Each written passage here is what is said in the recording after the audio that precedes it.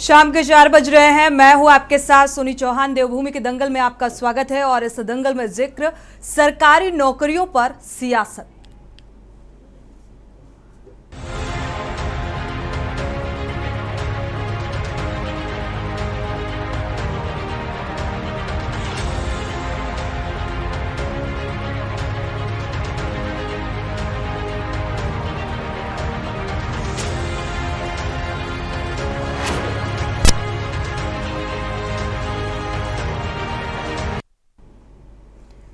लोकसभा चुनाव से पहले उत्तराखंड में बेरोजगारी के मुद्दे पर सियासत जारी है। लगातार विपक्ष बेरोजगारी के मुद्दे पर सत्ता पक्ष को घेर रहा है।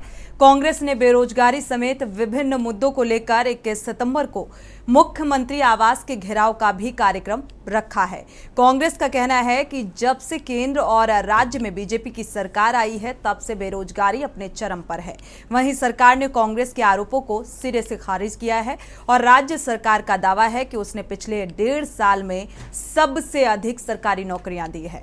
बीजेपी का दावा है कि धामी सरकार ने पिछले 1.5 साल में रिकॉर्ड 7,000 से अधिक बेरोजगारों को सरकारी नौकरी दी है। इसके अलावा 13,000 पदों पर भर्ती प्रक्रिया पाइपलाइन में है और कांग्रेस ने सरकार के इस दावे को सफेद झूठ करार दिया है।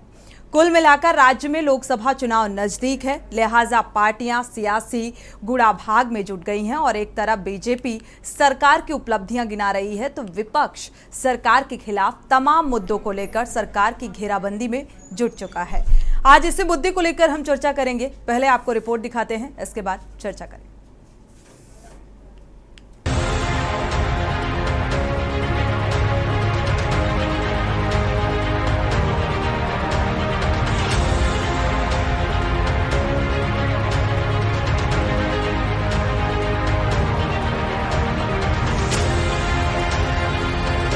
लोकसभा चुनाव से पहले उत्तराखंड में बेरोजगारी के मुद्दे पर सियासत जारी है। विपक्ष लगातार बेरोजगारी के मुद्दे पर सत्ता पक्ष को घेर रहा है। कांग्रेस ने बेरोजगारी समेत विभिन्न मुद्दों को लेकर 21 सितंबर को मुख्यमंत्री आवास के घेराव का भी कार्यक्रम रखा है। कांग्रेस का कहना है कि जब से केंद्र और राज्य में बीजेपी की सरकार आई है तब से बेरोजगारी अपने चरम पर है। कांग्रेस ने इसी को देखते हुए प्रधानमंत्री के जन्मदिन को राष्ट्रीय बेरोजगारी दिवस के रूप में मनाया। वहीं अब मुख्यमंत्री आवास के घेराव की तैयारी की जा रही है। आपको बता दें कि 21 सितंबर को कांग्रेस बेरोजगारी से महंगाई, अंकिता भंडारी हत्याकांड, बदहाल स्वास्थ्य सेवाओं के मुद्दे पर मुख्यमंत्री आवास का घेराव करेगा। देखिए 21 तारीख को महिला कांग्रेस मुख्यमंत्री आवास का घेराव कर रही है और उसमें जो हमारे मुख्य मुद्दे हैं, जो प्रदेश में आज एक डेंगू महामारी की तरह फैल रहा है, उसके खिलाफ है। अंकिता भंडारी की हत्या को 1 साल हो चुका है, उसको उस बच्चे को, हमारे पहाड़ की बेटी को न्याय नहीं मिला, उसके खिलाफ है। मणिपुर में जो हुआ, उत्तराखंड में जो रेप केसेस पिछले 1 साल में बढ़े हैं, उसके खिलाफ है। बेरोजगारी, महंगाई, ये सारे मुद्दों को लेके हम मुख्यमंत्री आवास महिला कांग्रेस करने जा रही है। वहीं बीजेपी ने कांग्रेस के आरोपों को सिरे से खारिज कर दिया है। बीजेपी का दावा है कि उसने पिछले 1.5 साल में सबसे अधिक सरकारी नौकरियां दी हैं। बीजेपी का दावा है कि धामी सरकार ने पिछले 1.5 साल में रिकॉर्ड 7,000 से अधिक बेरोजगारों को सरकारी नौकरी दी है और पिछले 23 सालों में किसी भी मुख्यमंत्री ने इतने कम समय में इतनी बड़ी संख्या में सरकारी नौकरी नहीं दी है। बीजेपी का दावा है कि मुख्यमंत्री धामी ने सरकारी नौकरी ही नहीं दी बल्कि परीक्षाओं में नकल रोकने के लिए ठोस नकल विरोधी कानून भी बनाया है। पूर्व में हुई दर्जन भर परीक्षाओं में बरती गई धांधली का भी खुलासा किया और धांधली में शामिल 70 से अधिक लोगों, सरकारी कर्मचारियों को जेल में डाला है। ये उत्तराखंड के 23 सालों के इतिहास में एक रिकॉर्ड है और वही कांग्रेस ने सरकार के इस दावों को सफेद झूठ करार दिया है।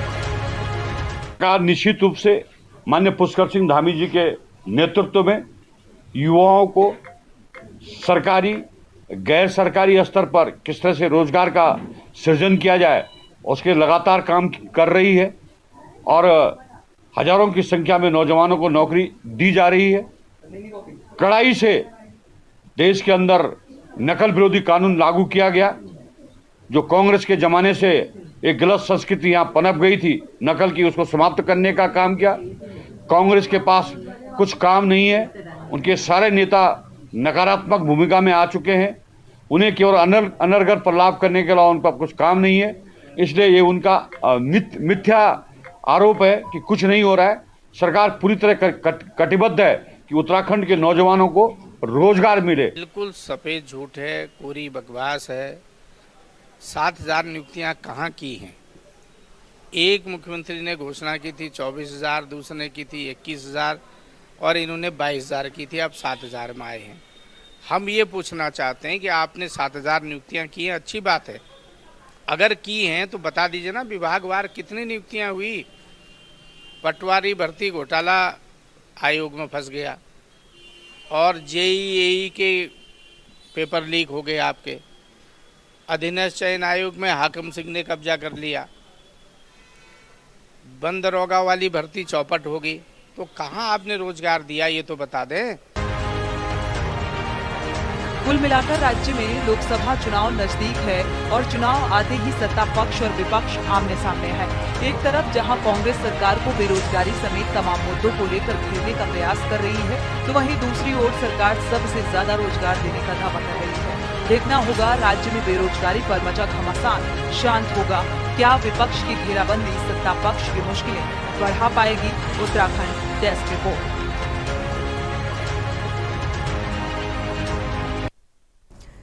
तो चुनाव से ठीक पहले बेरोजगारी के मुद्दे को लेकर जो विपक्ष है वो लगातार सत्ता पक्ष को घेरने की कवायद तेज कर दी है और सीएम आवास का घेराव करने का भी तैयारी कर ली गई है। सीएम आवास का घेराव किया जाएगा क्योंकि कांग्रेस यानी कि विपक्ष का ये मानना है कि लगातार बेरोजगारी दर बढ़ती जा रही है और बेरोजगारी के नाम पर घोटाले की तस्वीर सामने आई है। हालांकि सत्ता पक्ष का कहना है कि 7,000 बेरोजगारों को नौकरी दी गई है जो पूर्ववर्ती सरकारों द्वारा नहीं किया गया।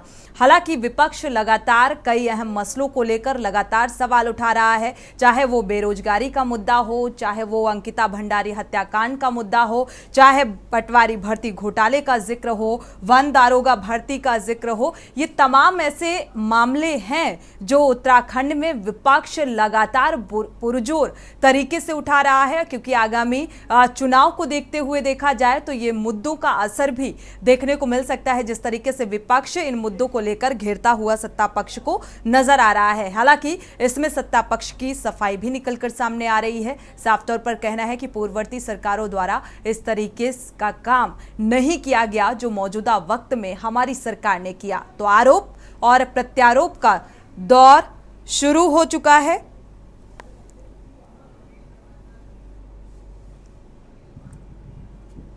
और आज इसी मसले को लेकर हम चर्चा करेंगे। देवभूमि के दंगल में खास मेहमान जुड़े हुए हैं, आपका परिचय करा देते हैं। शीशपाल सिंह बिष्ट हैं, प्रदेश प्रवक्ता हैं, कांग्रेस से हैं। आपका स्वागत है इस चर्चा में शामिल होने के लिए। संगीता शर्मा है आम आदमी पार्टी से, आपका भी बहुत बहुत स्वागत है इस चर्चा में शामिल होने के लिए। शांति प्रसाद भट्ट हैं यूकेडी से, आपका भी बहुत बहुत स्वागत है।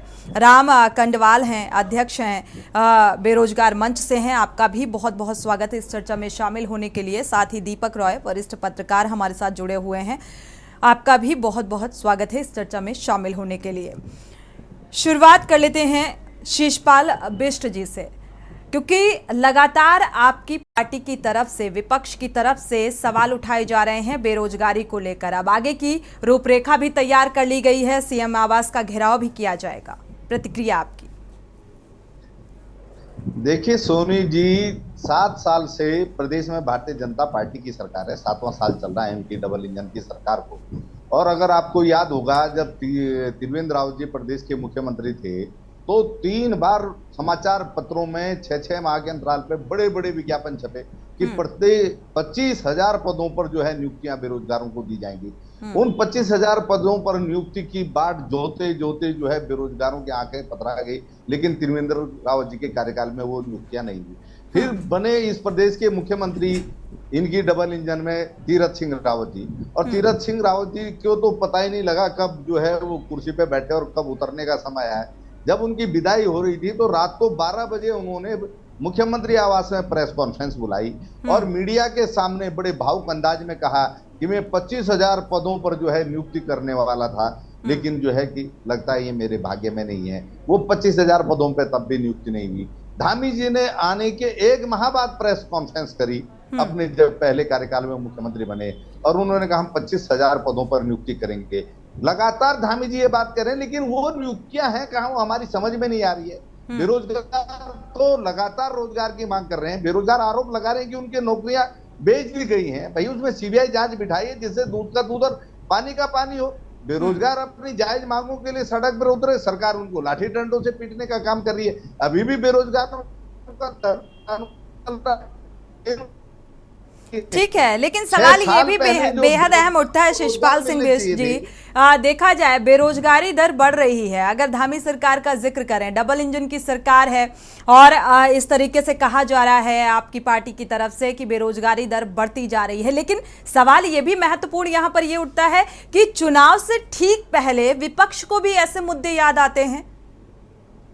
सोनी जी आपका गलत आरोप, हम तो लगातार जो है सरकार को घेरने का काम कर रहे हैं जी। नहीं, सोनी जी आप देखिए, कांग्रेस पार्टी लगातार मुखरता से बेरोजगारों की आवाज को उठा रही है। बेरोजगार स्वयं जो है सड़कों पर उतर के आंदोलन कर रहे हैं। हमारे प्रदेश के बेरोजगार, पढ़े लिखे बेरोजगार हैं, जागरूक हैं, वो जानते हैं कि सरकार क्या कर रही है, क्या नहीं कर रही है। सरकार बेरोजगारों की आवाज को कहां सुन रही। चलिए आप विपक्ष को नहीं सुनना चाहते, आप जो है जनता की आवाज को नहीं सुन रहे हैं। और जो यहाँ रोजगार मिले भी हैं, वो तो 600 रोजगार आपने देखा एम्स में, वो राजस्थान के आपने ला करके लगा दिए।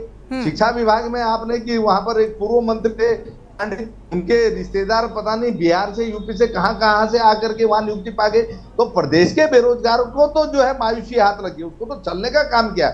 हमारा बेरोजगार तो बेरोजगार ही है, जो उसका ठीक है। विपक्षी पार्टियों का तो छोड़िए, यहाँ तक कि आम जनता की भी सत्ता पक्ष सुनने को तैयार नहीं है। ठीक है, हमारे साथ राम कंडवाल जी जुड़े हुए हैं, बेरोजगार मंच से हैं, अध्यक्ष हैं, तो जाहिर सी बात है ये बेहतर बता पाएंगे इस दर को और समझा भी पाएंगे मुझे लगता है, क्योंकि राम कंडवाल जी की भी प्रतिक्रिया इस मामले को लेकर बेहद अहम हो जाती है। आपका रुख करेंगे। जैसा कि शिषपाल जी कह रहे हैं कि लगातार विपक्ष बेरोजगारी समेत अन्य मुद्दों को उठाता आया है आम जनता के हित के लिए, लेकिन सत्ता पक्ष का अपनी दलीलें सामने आ रही हैं कि आम जनता के हित में योजनाएं लाई जा रही हैं, बेरोजगारी दर पहले से कम हुई है, पूर्ववर्ती सरकारों ने जो नहीं किया वो काम करने का सत्ता पक्ष ने काम किया है, यानी कि 7,000 बेरोजगारों को नौकरी दी है। क्या कहेंगे आप? राम कंडवाल जी अनम्यूट करिएगा।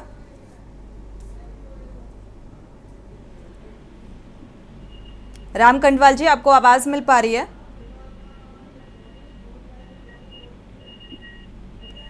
चलिए, मुझे लग रहा है राम कंडवाल जी को आवाज नहीं मिल पा रही है। अनम्यूट करिएगा राम कंडवाल जी, अगर आपको आवाज मिल पा रही है। आपसे मेरा सवाल है, चलिए शायद संपर्क नहीं हो पा रहा है। राम कंडवाल जी आपको आवाज मिल पा रही है? चलिए, तब तक ये तकनीकी खामी को ठीक करने की कोशिश कीजिए। दूसरे मेहमान का रुख कर लेते हैं। संगीता शर्मा हमारे साथ आम आदमी पार्टी से जुड़ी हुई हैं। संगीता शर्मा जी, दावे अपने अपने, पक्ष के अपने और विपक्ष के अपने। विपक्ष अपनी भूमिका जिस तरीके से निभा रहा है इन तमाम अहम मुद्दों को लेकर, बेरोजगारी, पलायन, महंगाई, तमाम ये अहम मुद्दे हैं जो लगातार विपक्ष उठाने का काम कर रहा है, लेकिन सत्ता पक्ष की जो सफाई निकलकर सामने आई है, कितना सहमत है? देखिए सोनी जी, ये जब चुनाव में आए थे उस दौरान सबसे बड़ा नारा इन्होंने महंगाई को लेकर ही दिया था कि बहुत हुई महंगाई की मार। और आज देश में महंगाई की क्या स्थिति है ये हर कोई जानता है। और महंगाई, अनाज, दालों, सब्जियों, किस तरह से दाम बढ़े हुए हैं, जनता इससे जूझ रही है। सिलेंडर का दाम, और देखिए जो इन्होंने दावे किए थे उससे विमुख ही जाकर काम किए हैं। आज इनका महंगाई पर कोई रोक नहीं है, लगातार महंगाई बढ़ रही है और ये महंगाई पर बात करने को तैयार है। रही बात रोजगार की, तो देखिए प्रतिवर्ष 2 करोड़ रोजगार देंगे ये वादा हुआ था, लेकिन वो रोजगार कहाँ गए आज नजर नहीं आए। उत्तराखंड की बात करूं तो लगातार हमने देखा इनकी सरकार में घोटाले घोटाले घोटाले। कोई भी परीक्षा होती थी तो घोटाला सामने आ जाता था, भ्रष्टाचार सामने आ जाता था, और युवा लगातार सड़क पर नजर आए, उन्होंने लाठी डंडे भी खाए। तो सोनी जी देखिए, ये आप कह रहे हैं कि हमने इतने लोगों को रोजगार दिया, आप देखिए कि 6 साल में जिनकी उम्र निकल गई इन घोटालों के चलते, भ्रष्टाचार के चलते, तो उनकी तो जिंदगी जो थी कि हम नौकरी करेंगे वो तो सपना ही उनका हमेशा के लिए समाप्त हो गया। जो इस बीच जिनको नौकरी पानी थी और उनकी आयु सीमा निकल गई। और देखिए सोनी जी, अगर ये इतनी नौकरियां इन्होंने दी हैं तो ये एक श्वेत पत्र जारी क्यों नहीं कर देते? ये एक श्वेत पत्र जारी करें, विधानसभा में दिखाएं सबको कि भाई हमने इतनी नौकरियां दी हैं। कहने से कुछ नहीं होता, कहती तो भाजपा। जी संगीता जी अनम्यूट करिएगा, आपकी आवाज रुक गई है।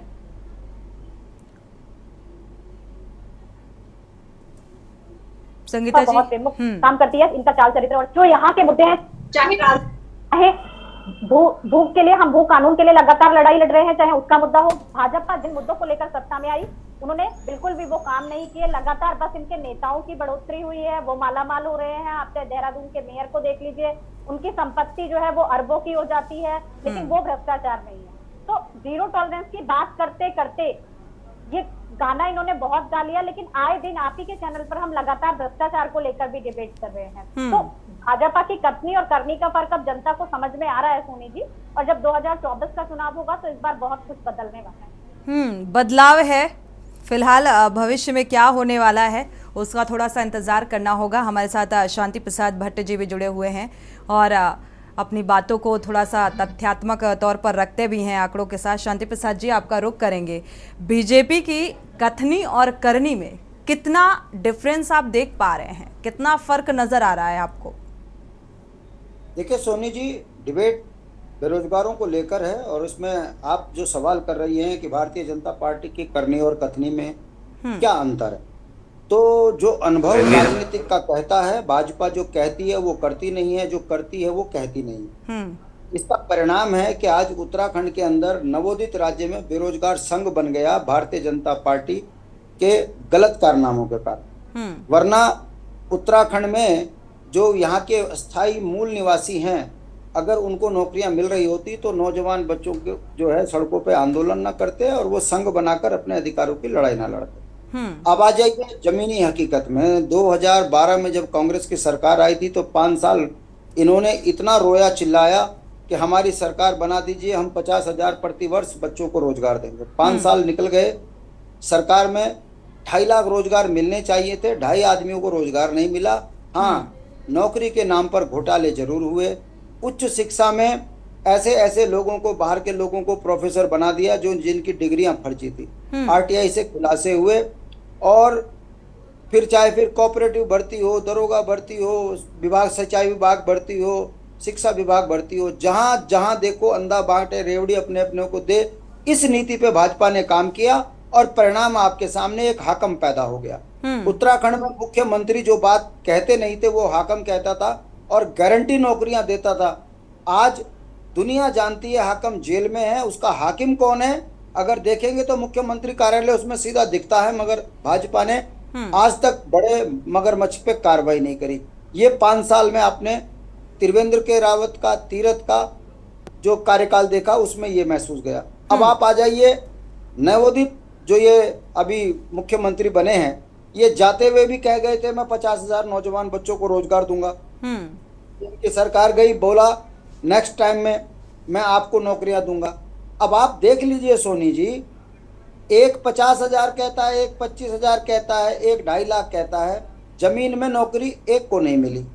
जो प्रतिभावान बच्चे प्रतियोगिता पास कर नौकरी पे लगे, उनको भारतीय जनता पार्टी की गलत नीतियों के कारण हाई कोर्ट से रोक का सामना करना पड़ा।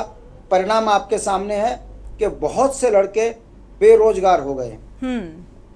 ये बेशरम सरकार कहती है हमने 7,000 आदमियों को नौकरी दी।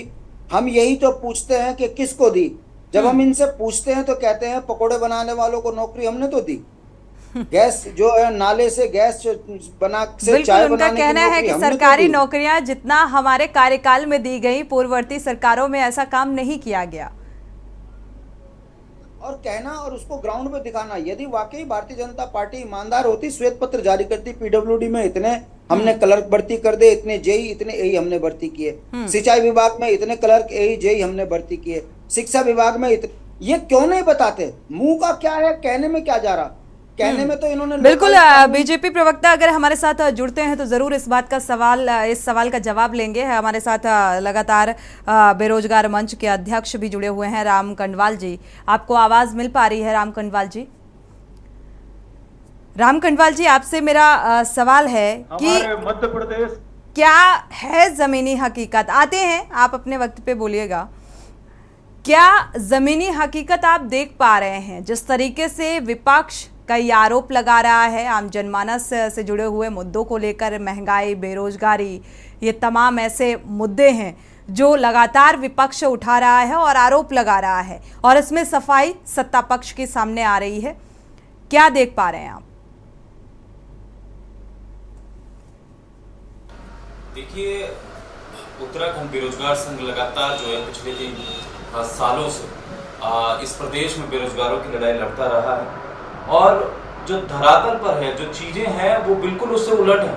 अगर मुख्यमंत्री पुष्कर सिंह धामी ऐलान करते हैं कि हम प्रदेश में जितनी भी भर्तियां उन पर वेटिंग लिस्ट जो आती है उसको हम जारी करेंगे, लेकिन असल में उसके इतर कुछ नहीं है।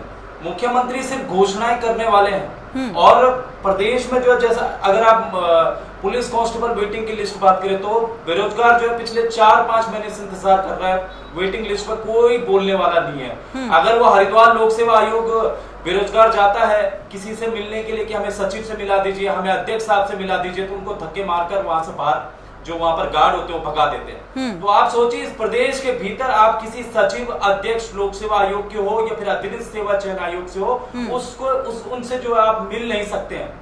जबकि यही बच्चा जो है पहाड़ से आता है, पिथौरागढ़ से आता है, अल्मोड़ा से आता है, उतनी दूर से रुपए खर्च करके यहाँ पर आता है। आप देखिए, हम पिछले कई सालों से, पिछले लगभग जो है 6 साल से मांग कर रहे हैं कि उत्तराखंड पुलिस में दरोगा की भर्ती लाओ, लेकिन इनके कानों तक जू तक नहीं रेंगती।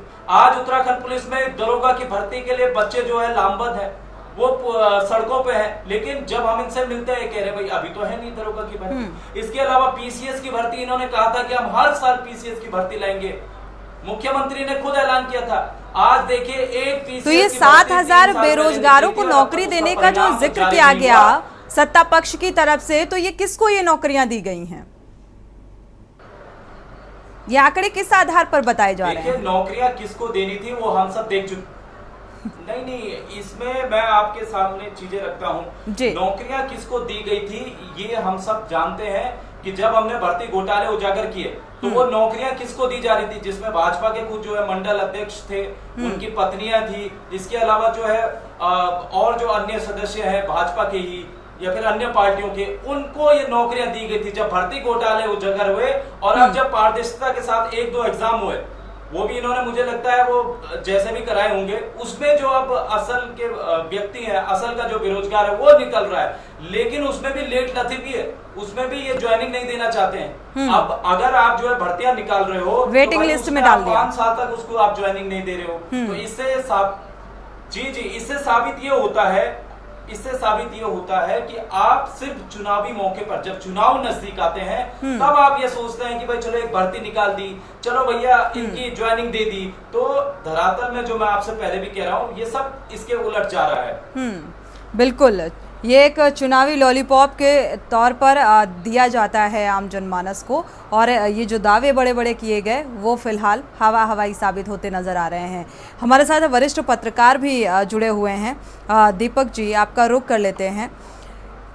क्या है हकीकत और क्या है फसाना? जिस तरीके से विपक्ष आरोप लगा रहा है, और आरोपों के आधार पर अभी राम कंडवाल जी की भी बात आप सुन पा रहे होंगे, तो मुझे लगता है अंदाज़ा लगा पाना थोड़ा सा आसान भी हो जा रहा है, क्योंकि सत्ता पक्ष के अपने दावे हैं कि हमने 7,000 लोगों बेरोजगारों को नौकरियां दे दी, सरकारी नौकरियां दे दी, और अगर दे दी तो फिर ये सवाल क्यों उठाए जा रहे हैं? देखिए सोनी जी, सबसे बड़ी चीज ये है कि हम तथ्यों पे बात करें, मुद्दों पे बात करें।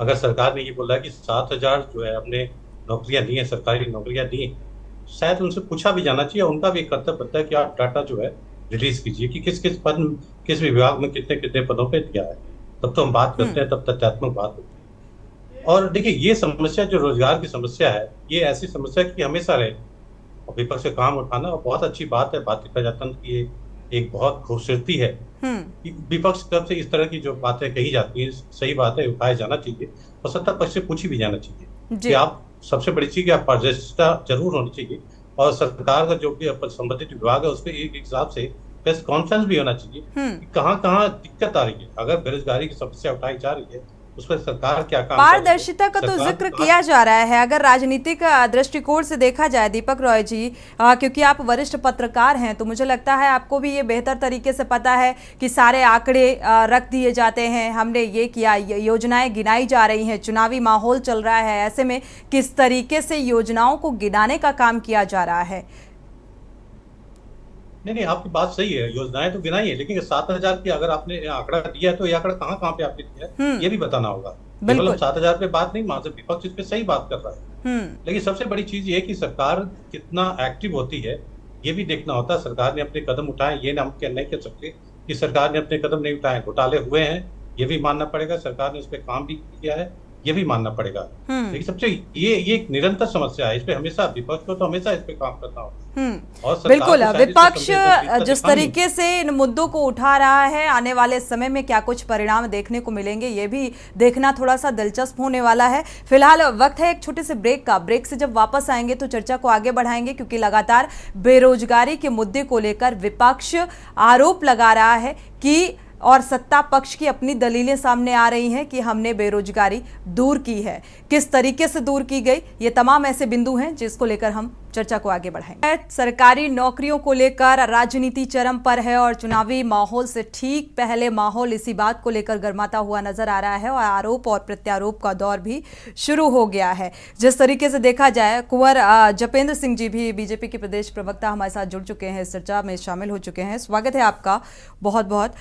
जपेंद्र जी, कई अहम सवाल आपका बेसब्री से इंतजार कर रहे हैं। जिस तरीके से बेरोजगारी का ये मुद्दा सामने आया है, लेकिन उससे पहले हमारे साथ कांग्रेस के प्रवक्ता हैं, उनका रुख कर लेते हैं। शीशपाल जी, राष्ट्रीय बेरोजगारी के रूप में आपने प्रधानमंत्री नरेंद्र मोदी के जन्मदिन को मनाया, इसके बाद अब सीएम आवास का घेराव करने की पूरी तैयारी है और आगे आने वाले समय में चुनावी माहौल से ठीक पहले जो माहौल बनाने की एक कोशिश की जा रही है विपक्ष की तरफ से, या सत्ता पक्ष की अपनी प्रतिक्रिया सामने आ रही है, क्या लगता है ये कारगर साबित होगी? जी, 2014 के चुनाव में जाने से पहले जिस तरीके से नरेंद्र मोदी जी ने देश की जनता से वादा किया था, विश्वास दिलाया था कि 2 करोड़ रोज प्रति वर्ष जो है देश के बेरोजगारों को मिलेंगे, वो 2 करोड़ रोजगार तो कहीं दिखे नहीं, उल्टा जो रोजगार थे बेरोजगारों के पास, लोगों के पास, वो भी छीन ले गए हैं। 45 सालों में देश के अंदर सबसे जो है ज्यादा बेरोजगारी है। आप बताइए, अगर वो 2 करोड़ रोजगार नहीं मिले, लोगों के रोजगार छिन गए हैं, तमाम जो आज देश की आर्थिक हालात किसी से छुपे हुए नहीं है, लगातार देश की अर्थव्यवस्था जो है डबाटोल हो रही है। जो रुपया मोदी जी उस समय कहते थे कि जब देश का रुपया गिरता तो देश के प्रधानमंत्री की प्रतिष्ठा गिरती है, अब लगातार रुपया जो है 80 के पार दहाड़ रहा है, लेकिन 56 इंच का सीना जो है कोई जवाब नहीं दे रहा है। तमाम बड़े मुद्दों पर देश की जनता के सवाल हैं। और आप उत्तराखंड की ही बात कर लीजिए, हम उत्तराखंड में आपको मैं पहले ही कह चुका हूं कि सरकार के जो दावे थे वो धरातल पर उतरे ही नहीं। हमारे बेरोजगार जो है लगातार संघर्ष कर रहे हैं, बेरोजगार जो है लाठी डंडे खा रहे हैं, ये सरकार की उपलब्धियां हैं। सरकार जो है विभागवार जो है बता नहीं पा रही है, श्वेत पत्र जारी नहीं कर पा रही है, तो आप समझ सकते हैं। और जो 6 सालों में ओवरेज हो गए, जैसा संगीत जी ने कहा, उनका क्या, उन लोगों का तो भविष्य ही चौपट हो गया। तो सरकार जो है, उनके लिए कोई योजना सरकार के पास नहीं है कि भाई हमारी गलती से जो लोग ओवरेज हुए हैं तो उनका क्या होगा, उनके भविष्य का क्या होगा, उनके परिवार का क्या होगा। आते हैं तो सरकार तो प्रदेश के नौजवानों को अंधेरे में रख रही है। जो आज प्रदेश के हालात हैं, देश के हालात हैं, तो कांग्रेस अगर बेरोजगारी दिवस न मनाए तो आप बताइए क्या मनाए? कांग्रेस तो जनता की आवाज उठाएगी ना। हम भी हमारे से अपने बेरोजगार हमारे साथ कुंवर जपेंद्र सिंह जी जुड़ चुके हैं, इन सवालों का जवाब ले लेते हैं। जपेंद्र जी, बहुत सारे सवाल आपका इंतजार कर रहे थे, अभी तक बेसब्री से इंतजार कर रहे थे, और इन सवालों का थोड़ा सा आप गंभीरता के साथ जवाब दीजिएगा। बेरोजगारी को लेकर विपक्ष ये सवाल उठा रहा है, जो वादा किया गया बेरोजगारी दर को कम करने का, क्या वो आंकड़ों के साथ आप उन बातों का जिक्र कर सकते हैं कि बेरोजगारी किस हद तक कम करने का काम किया बीजेपी ने? जैसा कि कहा जा रहा है 7,000 बेरोजगारों को नौकरी दी गई, किस सेक्टर में दी गई? सरकार ने कहा है कि 7,000 लोगों को नौकरी दी है तो ये दी गई है। अब विपक्ष की संतुष्टि के लिए इस पे श्वेत पत्र भी जारी होने जा रहा है। विपक्ष की यही मांग है ना कि भाई सरकार श्वेत पत्र जारी करके बताए और विभागवार हमें आंकड़ा उपलब्ध करवा दे, तो आप ही को नहीं कांग्रेस जनों, ये पूरे प्रदेश के अंदर ये आंकड़ा चला जाएगा और सरकार जल्दी ही श्वेत पत्र भी आपको देने जा रही है कि लीजिए ये हमारा आंकड़ा है। और वो भविष्य की जो और नौकरियां दी जानी है उसके ऊपर भी निश्चित तौर पर आपको अवगत करा दिया जाएगा। तो क्योंकि ये आपका अधिकार है, आप विपक्ष हैं, सदन में आप विपक्ष की हैसियत से हैं, आपको बताया जाएगा। अब रही बात कि ये बेरोजगारी दर बढ़ गई है, तो निश्चित तौर पर कांग्रेस की बेरोजगारी दर बढ़ गई है, कांग्रेस बेरोजगार हो गई है, आज ये हम मानते हैं। लेकिन क्यों वो बेरोजगार हो गई है कांग्रेस? क्योंकि कांग्रेस ने राजनीति को ही रोजगार बना लिया था। अब राजनीति को जब रोजगार बनाया तो अब राजनीति आपसे बहुत दूर हो गई, तो निश्चित तौर पे आप बेरोजगार हो गए। अगर आपने राजनीति सेवा भाव से की, हालांकि विपक्ष जपेंद्र जी, हालांकि विपक्ष जो कांग्रेस के प्रवक्ता बैठे हुए हैं, उन्होंने आम आदमी की जो बात है, उन्होंने इस बात का जिक्र किया है कि आम आदमी बेरोजगार है। आपने तो कांग्रेस पार्टी को बेरोजगार बता दिया। आम आदमी की है तो हम श्वेत पत्र इन्हें देने जा रहे हैं ना। देखिए अब हम थोड़ा विलंब से आए हैं, तो प्लीज हमें बिल्कुल अपनी बात को पूरा कीजिए जी। हम विलंब से आए लेकिन हम डिबेट सुन रहे थे कि कौन क्या कह रहा है, तो हमें मालूम है कि हमें क्या जवाब देना है। उसके इत्र भी जो कुछ पूछा जाएगा तो निश्चित तौर पर हम तैयार बैठे हैं बताने के। तो ये बेरोजगारी का जो आंकड़ा कांग्रेस का है, तो निश्चित तौर पर भैया आज कांग्रेस के अंदर 15, 20, 18% तो कांग्रेस के नेता बेरोजगार हैं। कांग्रेस का जो सिस्टम है वो पूरा बेरोजगार है। तो निश्चित तौर पर हमें आपके साथ सहानुभूति है, और लेकिन हम इस बेरोजगार बात पूरी हो जाए शिषपाल, राजनीति भारतीय जनता पार्टी के लिए रोजगार नहीं है। अब वो आंकड़े आपको उपलब्ध करा दिए जाएंगे। तो निश्चित तौर पर उत्तराखंड प्रगति के पथ पर आगे बढ़ रहा है, युवा मुख्यमंत्री के नेतृत्व में आगे बढ़ रहा है। और जिस तरह से प्रदेश के अंदर जो परिवर्तन आए हैं, या जिन परिवर्तनों के माध्यम से प्रदेश को 25वीं वर्षगांठ पे अग्रणीय राज्य के रूप में स्थापित करना है, तो पूरी ईमानदारी से उस पर काम हो रहा है। अब आपको वो ईमानदारी नहीं नजर आ रही तो ये आपका विषय है, लेकिन भारतीय जनता पार्टी के मुख्यमंत्री, भारतीय जनता पार्टी की सरकार पूरी निष्ठा और ईमानदारी से प्रदेश की प्रगति के लिए आगे काम कर रही है। और बहुत जल्द ही आप लोगों के सामने श्वेत पत्र आ जाएगा, और उस श्वेत पत्र के साथ साथ के भविष्य में अगले 2 वर्षों में और कितनी नौकरियां ओपन की जा रही है वो भी आपको बता दिया जाएगा। और ये हम लोग ख्याल रखेंगे कि अगली बार इधर नौकरियां लगी बच्चों की, इधर साथ साथ श्वेत पत्र जारी हो जाए, ताकि आप लोगों को इन मुद्दों के ऊपर अपना और हमारा और प्रदेश का समय नष्ट करने का मौका ना मिले। हम और सार्थक मुद्दों के ऊपर बात करें, और विपक्ष की हैसियत से अगर आप उसमें अच्छे सजेशन दे पाए, एक सुझावों के पुलिंदे के साथ आए, तो हम बहुत अच्छा लगेगा। लेकिन अगर राजनीति आपके लिए व्यापार थी या राजनीति आपके लिए रोजगार था, तो ये कांग्रेस जनों का या अन्य विपक्षी दलों का विषय है। भारतीय जनता पार्टी के लिए राजनीति सेवा है, और भारतीय जनता पार्टी सेवा के तहत अपनी राजनीति को आगे बढ़ा।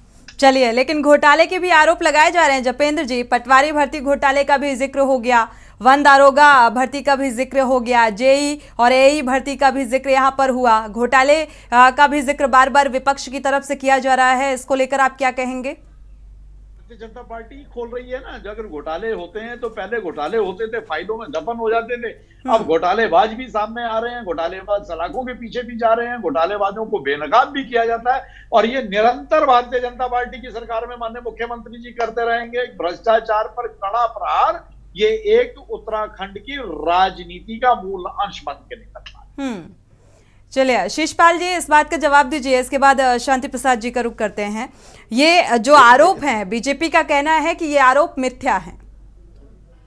देखिए सोनी जी, भारतीय जनता पार्टी के प्रवक्ता की बौखलाहट आपने देखी। ये कह रहे हैं कि जो भी बेरोजगार हैं वो कांग्रेस के लोग हैं। आप बताइए, प्रदेश के जो बेरोजगार नौजवान हैं, जो सड़क पर उतर के विरोध प्रदर्शन कर रहे हैं, जो सीबीआई उन्हें रोजगार दिया जा रहा है, उन्हीं में से 7,000 लोगों को रोजगार दिया गया है। चलिए, श्वेत पत्र जारी करने का जिक्र तो किया है, कब तक हो जाएगा? उसमें भी ये क्लियर हो जाएगा ना, साफ हो जाएगा। हमारे लिए प्रसन्नता की बात है कि अगर बेरोजगार कांग्रेसी है, कांग्रेस की विचारधारा से प्रभावित है, या भारतीय जनता पार्टी के जो जन विरोधी नीति है, युवा विरोधी नीति है, उसके खिलाफ जो है संघर्ष कर रहा है, तो इनको सोचना चाहिए कि आखिर ये बोल क्या रहे हैं। अब जो घपले घोटाले हुए हैं, जो नौकरी बेचने का काम इन्होंने किया, अभी भी बेरोजगार सीबीआई जांच की मांग कर रहे हैं। तो भैया सीबीआई जांच की सिफारिश कर दीजिए ना, दूध का दूध पानी का पानी हो जाएगा। आपकी जो भल मनसाहत है, जो आप यहाँ पर बहुत ज्यादा पाक साफ बनने की कोशिश कर रहे हैं, तो आप सीबीआई जांच में तो वो हिम्मत दिखा नहीं पा रहे। तो आपकी जो कथनी करने का अंतर है, आपका जो चाल चरित्र चेहरा है, अब बेरोजगार भली भांति जानता है, जनता भी भली भांति जानती है। जपेंद्र जी, आप गुमराह नहीं कर सकते। 6-7 सालों से जो है अच्छे दिनों का जो झांसा आपने दिया, जो 2 करोड़ रोजगार हर साल का झांसा आपने बेरोजगारों को दिया, उसकी पोल पट्टी खुल चुकी है, कल ही खुल चुकी है। और जो आप श्वेत पत्र जारी करने की बात करते हैं, तो सरकार में अगर हिम्मत है तो श्वेत पत्र जारी करना चाहिए। तो हम लगातार बात कर रहे हैं, और जो 6 सालों से प्रदेश के बेरोजगार ओवरेज हो गए हैं, उनके बारे में भी बताएं कि जो लोग ओवरेज हो गए आपकी नीति के कारण, आपकी उदासीनता के कारण, आपकी नालायकी के कारण, उन बेरोजगार नौजवानों के भविष्य का क्या होगा। सरकार उनके लिए क्या योजना लेकर के आ रही है, क्योंकि उनकी योग्यता में, उनकी एजुकेशन में कोई दिक्कत नहीं, उनकी तैयारी में कोई दिक्कत नहीं है। अपने माँ बाप की गाड़ी कमाई उन बच्चों ने यहाँ देहरादून में रह के, अन्य जगहों पर रह करके जो कोचिंग में खर्च की है, तैयारी में खर्च की है, एक आशा और उम्मीद के साथ, उसको जो निराशा शांति प्रसाद भट्ट जी, भी जिम्मेदारी ये सरकार लेगी कि जिस तरीके के आरोप और प्रत्यारोप यहाँ पर नजर आ रहे हैं, जपेंद्र जी को भी आपने बखूबी सुना, क्या भाव पा रहे हैं? आखिर सरकार की मंशा क्या कुछ नजर आ रही है? पर नजर नहीं आती जी। जपेंद्र जी, इस बात का जवाब देना चाहते हैं आप? रश्मि जी, भाजपा के प्रवक्ता की बात से साबित हो रहा है कि भारतीय जनता पार्टी जो कहती है वो नहीं करती। देखिए, 50,000 प्रतिवर्ष रोजगार के हिसाब से 6 लाख 6 साल में 3 लाख बच्चों को रोजगार देना था, और 6ठे साल में जो है चुनाव को देखते हुए 7,000 नौकरी देने का वादा कर रहे हैं, और उसके बाद भी कह रहे हैं बड़ी बेशर्माई से, अब हम श्वेत पत्र भी जारी करेंगे, देंगे, होगा, करेंगे। ये जो इनका आश्वासन का तरीका है, उससे पता चलता है कि ये जुमलेबाज पार्टी है। ये केवल और केवल भ्रष्टाचार में संलिप्त है। नौकरियां बेचने के लिए हाकम कांग्रेस से नहीं था या किसी अन्य पार्टी का नहीं था। मुख्यमंत्री के बगल में फोटो खिंचाना और मुख्यमंत्री से ज्यादा ठोक कर नौकरी बेचने का काम करना, ये कांग्रेस की पद्धति नहीं थी, ये भारतीय जनता पार्टी की पद्धति थी, जिसकी शोभा वो जेल में जाके बढ़ा रहे हैं। और इससे बड़े दुर्भाग्य की बात ये देखिए कि उत्तराखंड के अंदर जो यूके का सचिव था बडोनी जी, संतोष बडोनी, जब उसके खिलाफ पूरी जांच हुई, जांच के बाद जब उसे क्लीन चिट मिल गई, तो ये भ्रष्ट बेईमान भारतीय जनता पार्टी उसे आज भी नियुक्ति नहीं दे रही है, जबकि जांच में वो क्लीन पाया गया। उसी यूकेएसएससी का अध्यक्ष एस राजू, जिसने कहा कि ये भ्रष्ट और बेईमान भाजपा है, ये हमारी नौकरियों पर, हमारे दामन पर दाग लगा रही है, हम ऐसे सिस्टम में नौकरी नहीं कर सकते। वो नौकरी छोड़ दिया उन्होंने अध्यक्ष पद। उस पर भी कोई जांच के बाद आरोप नहीं निकल पाया। तो मैं पूछना चाहता हूं, जब यूकेएसएससी के अधिकारी ईमानदार थे तो हाकम को नौकरियों का सिस्टम बेचा किसने? तो अगर इसकी तय में जाओगे तो पूरा मुख्यमंत्री कार्यालय, पूरी भारतीय जनता पार्टी की मशीनरी भ्रष्टाचार में संलिप्त थी। यही कारण है कि बेरोजगार आज सड़कों पे आंदोलन कर रहे हैं। और इसकी जो है बात पर हमारी मोहर भाजपा के प्रवक्ता ही लगा रहे हैं कि अभी हम 7,000 लोगों को रोजगार देंगे। तो 6 साल में 7,000 लोगों को नौकरी देने का मतलब है कि इन्होंने 2,93,000 बच्चों के सपनों को बेचा है, जिस कारण ये बता नहीं पा रहे हैं कि हम वादे के मुताबिक। चलिए, इस बात का जवाब ले लेते हैं। जपेंद्र जी, क्या ये बात सच है कि वाकई 2,93,000 जो युवा हैं उनके सपनों को बेचने का काम किया गया, और जो ये गंभीर आरोप लगाए जा रहे हैं? सपनों को बेचने का काम नहीं किया गया। हाकम सिंह कौन था? हाकम सिंह कहीं कोई विदेश से आया था? या हाकम सिंह अरे मुख्यमंत्री भारतीय जनता शांति जी, पार्टी का नेता, शांति आपका सक्रिय शांति जी, कार्यकर्ता, शांति आपका जी, शांति सदस्य है। शांति प्रदेश का बच्चा मुख्यमंत्री बच्चा जी के तो जानता गले है। लग के चल रहा जी, था। शांति शांति 2 मिनट, हमारा बोलने का टर्म है और जो हम बोल रहे हैं अरे सिर्फ आप जी, क्या- जवाब आप- दीजिए। सुने, हम प्रदेश का किसी चीज बच्चा बच्चा अरे जानता हाकम सिंह भाई कौन था भाई? भाई अरे अरे भाई, हरिद्वार में बैठा हुआ जो आप मंडल अध्यक्ष कौन था, जो यूके एसएससी अरे भाई आप नौकरियां हमारा बेचता टर्म है था। ना बोलने का, हमें जवाब ठीक देने है, ठीक दीजिए है, भाई। जवाब दे हमारा दीजिए, कहने देने का दीजिए मतलब ये है- शिषपाल जी। हमारा कहने शिषपाल का जी, मतलब ये है कि हाकम सिंह कोई बाहर प्रदेश से या विदेश से नहीं आया था, उत्तराखंड का बच्चा था। हाकम सिंह भी उत्तराखंड में पैदा हुआ, लेकिन भारतीय जनता पार्टी की परंपरा है कि भ्रष्टाचार और भ्रष्टाचारी को नहीं छोड़ना है। हाकम सिंह को जेल के अंदर भेजा, हाकम सिंह के खिलाफ कड़े साक्ष्य प्रस्तुत किए गए।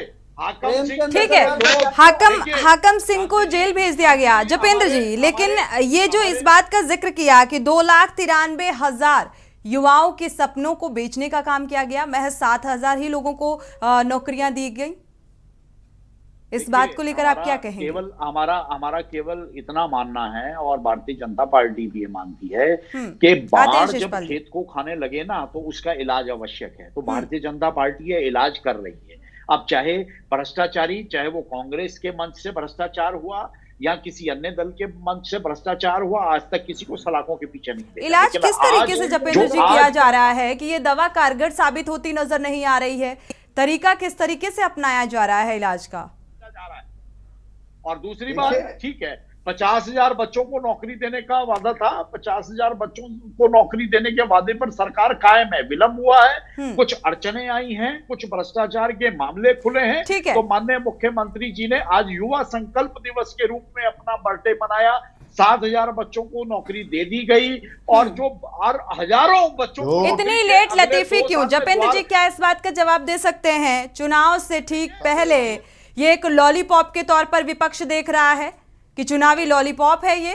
भारतीय जनता पार्टी निश्चित तौर पर अपने आंकड़े पर अडिग है, और उस अपने आंकड़े से अधिक नौकरियां बच्चों को देकर ये अपने आप को सार्थकता। ठीक है, हमारे साथ बेरोजगार मंच के, इसके बाद संगीता शर्मा जी आपका रुख करेंगे। हमारे साथ बेरोजगार मंच के राम कंडवाल जी भी जुड़े हुए हैं, अध्यक्ष हैं। इन्होंने हकीकत बताई है, सुनिएगा जरा ध्यान से सुनिएगा। इन्होंने आरोप भी लगाए हैं कि बीजेपी के सदस्यों को नौकरी देने का काम किया गया जब पीसीएस की भर्ती निकली, ऐसा आरोप लगाया जा रहा है। और अगर पारदर्शिता के साथ बीजेपी काम कर रही है तो इस तरीके के आरोप क्यों लगाए जा रहे हैं? और ये राम कंडवाल जी के आरोप हैं, वक्तव्य है। राम कंडवाल जी जी, देखिए, जहां कहीं भी इस तरह आते हैं शिषपाल जी, आते हैं। जपेंद्र जी, आपसे सवाल या आपसे भी नहीं है, शिषपाल जी आते हैं आपके पास, आते हैं। आपसे भी नहीं है, वो नहीं कनेक्ट हो पा रहे, हम जवाब दे रहे हैं। ठीक है, जपेंद्र जी इस बात का जवाब दीजिए। राम कंडवाल जी, आपको आवाज मिल पा रही है? टोकने का प्रयास प्रदेश के एक बेरोजगार नौजवान ने जवाब है, हम परीक्षा में गड़बड़ी की आशंका व्यक्त की, शिकायत दर्ज की, तो जो इन्होंने नकल विरोधी कानून बनाए तो उसका जो है मुकदमा उसी नौजवान पे कर दिया। ये तो इतने ईमानदार है, और अभी भी यूके करने का प्रयास करते हैं भर्ती में।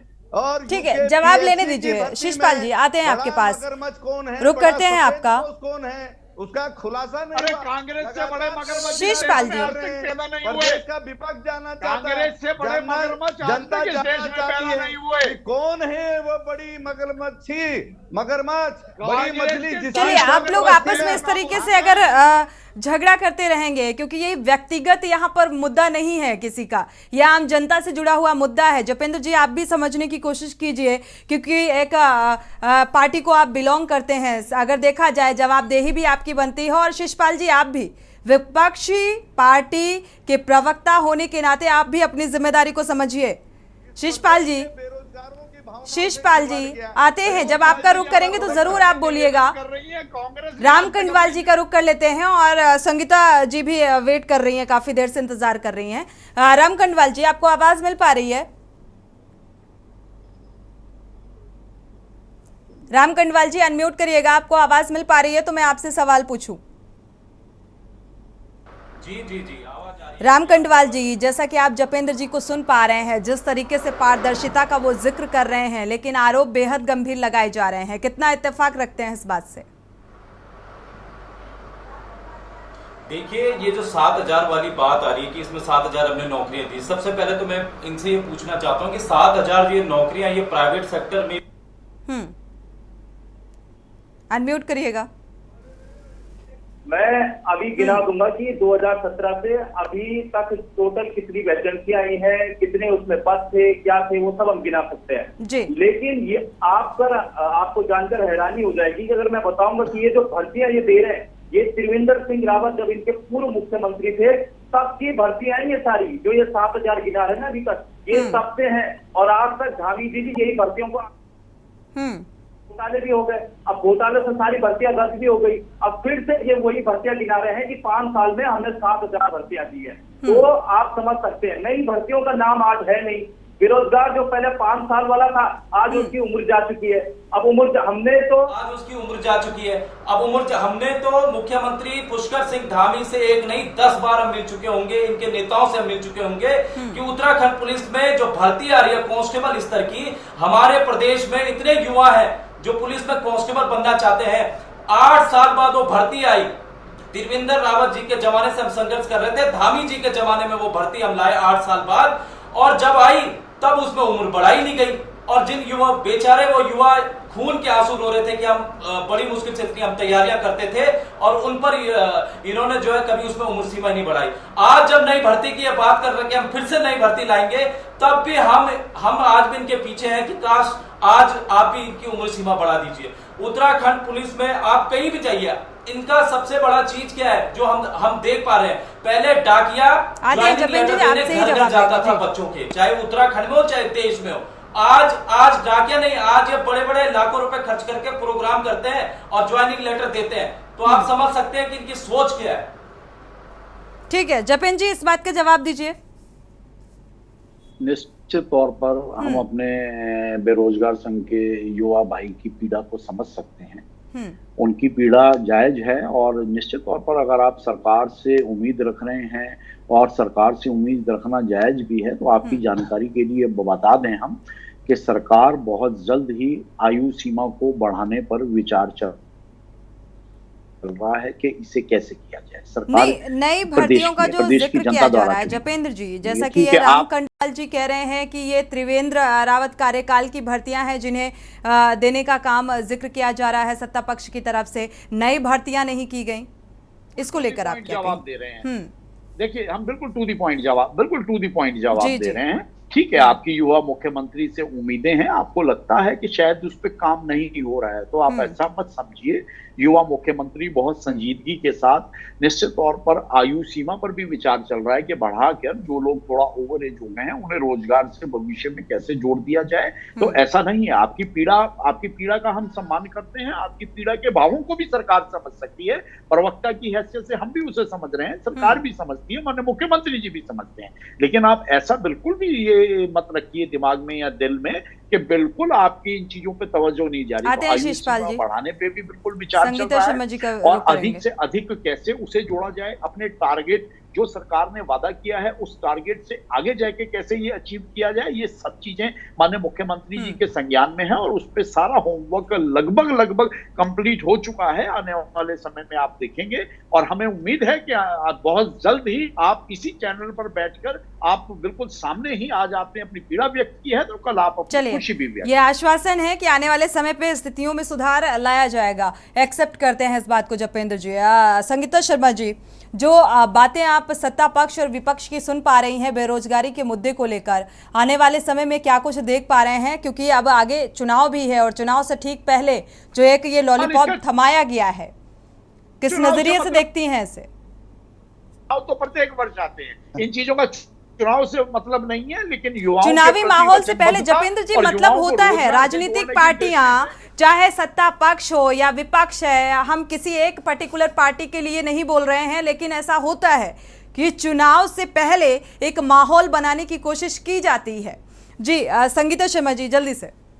नहीं ठीक है, वो एक लोकतांत्रिक, ठीक है जपेन जी, संगीता शर्मा जी से मेरा सवाल। 7,000 नौकरियों की बात की जा रही है, तो मैं तो यही कहूंगी कि उसके मुंह में जीरे के समान है कि 3.5 लाख बच्चों को नौकरी मिलनी थी और 7,000 नौकरी देकर के सरकार वाहवाही लूटने की कोशिश कर रही है। बल्कि सरकार को शर्मिंदा होना चाहिए कि एक जहां 3.5 लाख बच्चों को नौकरी मिलनी थी वहां मिली कितनों को है, केवल 7,000 को। तो ये इनकी नाकामी को दिखाता है, ये वाहवाही लूटना नहीं है। और देखिए ये बार बार कहते हैं कि हम कर देंगे कर देंगे, तो देखिए आप तो हर दिन करके दिन जाया कर रहे हैं। किसी व्यक्ति की अगर 5 दिन भी उम्र बची है तो वो भी निकलती ही जा रही है। मैं तो सोनी जी ये कहूंगी, तो आप तो तारीख पे तारीख, लेकिन वो कब तारीख पूरी होगी? 6 साल से आपकी सत्ता में है, आपकी डबल इंजन की सरकार है, तो वो डबल इंजन भी दिखना चाहिए कि उस स्पीड से काम हो रहा है। लगता तो ऐसा है कि डबल इंजन में और सुस्ती आ गई है और ये डब्बों को खींच ही नहीं पा रहा है। ये उत्तराखंड के हालात हो चुके हैं। तो जपेन जी, डबल इंजन की रफ्तार धीमी क्यों? मुद्दे पर बात कीजिए, लेकिन ये यही कहते नजर आएंगे कि हम कर देंगे। अंकिता भंडारी पर भी 1 साल पूरा हो गया। ये सोनी जी, हमने डिबेट की, हम उसके घर वालों को नौकरी दे देंगे, आर्थिक स्थिति में सुधार कर देंगे। तो ये सवाल हम इनके कब तक यही सुनते रहे सोनी जी की कर देंगे? कब ये होगा कि भाई काम जो है वो हो गया? तो डबल इंजन की सरकार का क्या मतलब है? केवल आप डबल इंजन की स्पीड से भ्रष्टाचार करेंगे और अपनी जेबें भरेंगे और राज्य को लूटने का काम करेंगे। तो आप डबल इंजन। चलिए, आरोप बेहद गंभीर हैं आम आदमी पार्टी की तरफ से भी है। हमारे साथ दीपक राय वरिष्ठ पत्रकार जुड़े हुए हैं। फाइनल कमेंट ले लेते हैं क्योंकि समय इजाजत नहीं देता कि हम चर्चा को आगे बढ़ाएं।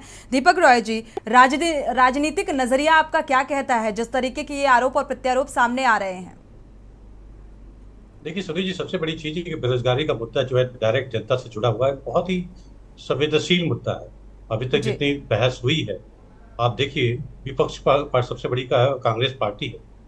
आप जब भी मुद्दों की बात करते हैं, तो जब भी सरकार की आलोचना करते हैं, तो शायद अगर आपको छोटा दिखाना है तो आपको बड़ा भी बनना पड़ेगा। बेरोजगारी का मुद्दा आप ही कहते हैं कि हमने जो सत्ता में थे, हमने बेरोजगारी इतना रोजगार दिया, इतने बेरोजगारों की संख्या कम की, इतने रोजगार के अवसर बढ़ाए, और शायद उसका कंपेयर अगर बीजेपी की अभी की सरकार से करते तो शायद और बहस जो है और एक तरह से सकारात्मक होती। दूसरी तरफ अब बीजेपी प्रवक्ता ने बोला कांग्रेस प्रवक्ता को कि हमने कांग्रेस के लोग बेरोजगार हो। सबसे बड़ी चीज है प्रजातंत्र में विपक्ष का भी सम्मान होना चाहिए। अगर विपक्ष बोल रहा है, शायद जनता की आवाज होता है, शायद जनता की बेरोजगार की बात हो रही है, आप सकारात्मक बात करते। ठीक है, आपने 7,000 आंकड़े दिए, आपने बोला सही बात है, श्वेत पत्र जारी करेंगे, इसका स्वागत होना चाहिए और बहुत सकारात्मक कदम है। बिल्कुल, विपक्ष का जो काम है वो विपक्ष मुझे लगता है दीपक जी बखूबी कर रहा है। विपक्ष का काम है मजबूती के साथ आम जनता से जुड़े हुए मुद्दों को उठाना।